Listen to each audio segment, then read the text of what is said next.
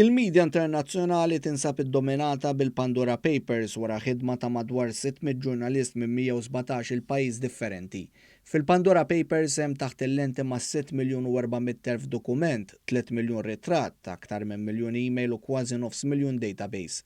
Fil-Pandora Papers joħroġ li hemm numru ta' politiċi involuti li kellhom semju huma diretturi u sidin ta' kumpaniji segreta. Jissemmu fost oħrajn ir-re tal-Ġordana Abdullah it-Tieni, il-President tal-Azerbajġan Ilham Aliyev, il-President tal-Ukrajna Volodymyr Zelensky u anki il-Prim Ministru tar-Repubblika Ċeka Andrej Babiš.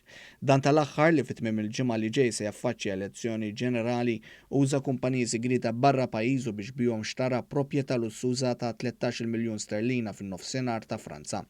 Reċentament il-Gvern ta' Babiš kellu ħafna swab appuntati lejh dwar l-użu ħażin ta' fondi Ewropej. Tal-Partit Popolari Ewropew fosthom is-Segretarju Ġenerali Simon Busuttil ridu wkoll ipoġġu lil Malta fl-istess keffa mar-Repubblika Ċeka dwar l-użu tal-fondi Ewropej.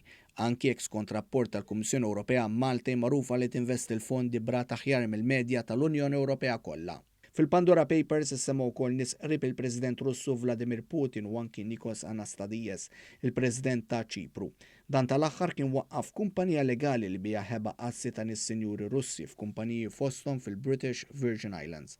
Skont il-Pandora Papers, l-ex-Prim Ministru Ingliż Tony Blair u martu frankaw fuq 300,000 sterlina f'taxxa tal-boll fuq proprjetà li nxtrat f'Londra.